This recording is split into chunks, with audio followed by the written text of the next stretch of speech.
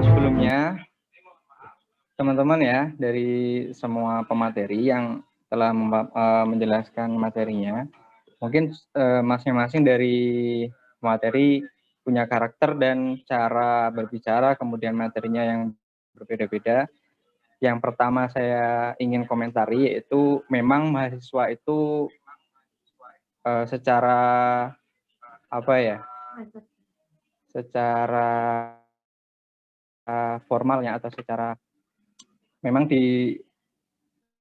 dilahirkan atau digolongkan sebagai seorang yang kritis, sesuatu yang aktif harus seperti itu.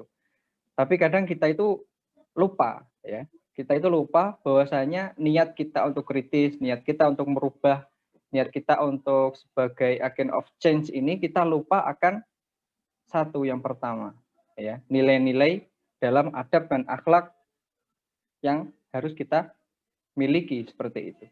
Jadi memang mahasiswa banyak yang berdemo seperti ini, aktif turun ke jalan, ada yang brutal seperti itu. Nah itu menurut saya memang itu kritis.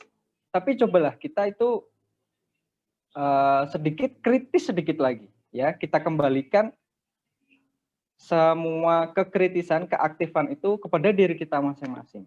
Ya pernah saya mendengar dari seorang ustadz atau ulama.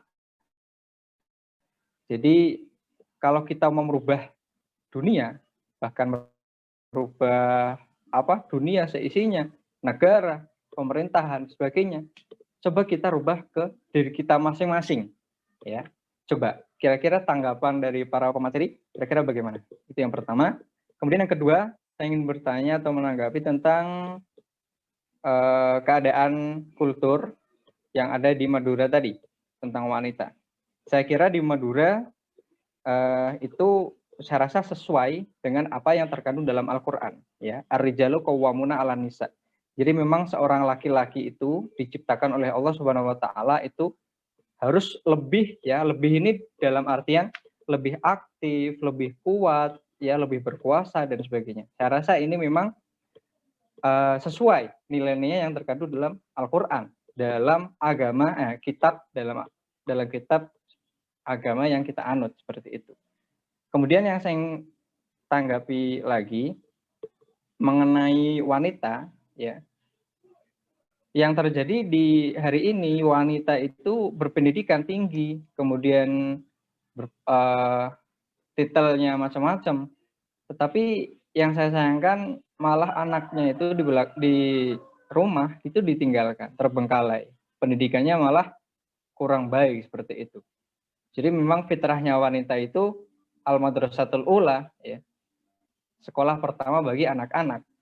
Jadi bagaimanapun titelnya, bagaimanapun profesinya, profesi utama adalah mendidik anaknya, melayani keluarganya seperti itu. Ini tanggapan saya. Kira-kira bagaimana tanggapan para pemateri? Terima kasih.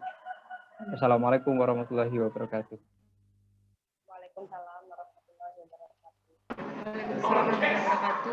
Kepada kelima materi kita, saya persilahkan.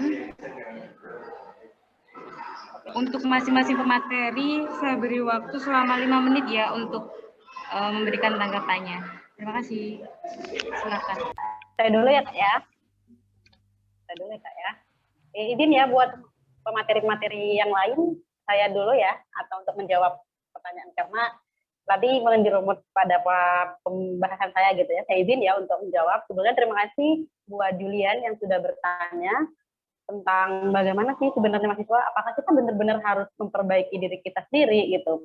Nah sebenarnya memang saat ini kita harus kritis. Nah, cuma yang menjadi persoalan tadi nyambung sama pertanyaan yang pertama, kenapa sih mahasiswa ini ketika dia menjadi mahasiswa kritisnya Masya Allah luar biasa kritis. Cuma ketika dia memegang kekuasaan, kenapa justru dia yang menjadi pelaku gitu. Berarti siapa yang salah? Sebenarnya fungsi mahasiswa apa? Nah, jika dinilai seperti itu, kita memukul rata mahasiswa. Jadi padahal tidak semua mahasiswa melakukan hal itu ketika memegang jabatan. Jadi ketika kritikan kita adalah mengacu kepada mahasiswa, itu fungsinya apa? ketika memegang jabatan, dia korupsi. Berarti kita memukul rata semua mahasiswa. Padahal tidak semua mahasiswa kayak gitu. Jadi bergantung dirinya sendiri. Bergantung niatnya dia apa. Tadi kan sudah dijelaskan oleh pemateri ya tadi. Niatnya dia untuk memegang kendali itu apa. Jadi sebelum dia beranjak kepada pemerintahan, itu kembalikan kepada niat. Terkadang seperti ini, mahasiswa itu kritis ketika menjadi mahasiswa. Kenapa? Bisa jadi pertama niatnya dia ingin mengambil alih atau ingin mengupgrade dirinya untuk dijasti sebagai aktivis, atau dia cuma memiliki niat untuk agar saya dikenal oleh orang banyak. Jadi tujuan mahasiswa demonstrasi tidak serta-merta murni hanya untuk kepentingan bersama. Kadang Anda kepentingan pribadi gitu. Makanya kembali kepada niatnya masing-masing. Apakah semua mahasiswa yang ketika memegang jabatan dia akan menjadi orang yang korupsi? Nah, tidak semua. Makanya dikatakan nih oleh seorang orator mengatakan demikian. Terkadang mahasiswa yang hari ini kritis untuk mendemo pemerintah, dia yang akan menjadi orang yang paling korupsi ketika memegang kekuasaan. Kenapa? Alasannya, karena dia sudah mengetahui politik yang sudah ada di sana. Nah, ibaratnya seperti ini kata beliau, hanya saja Anda tidak memiliki kesempatan untuk melakukan itu.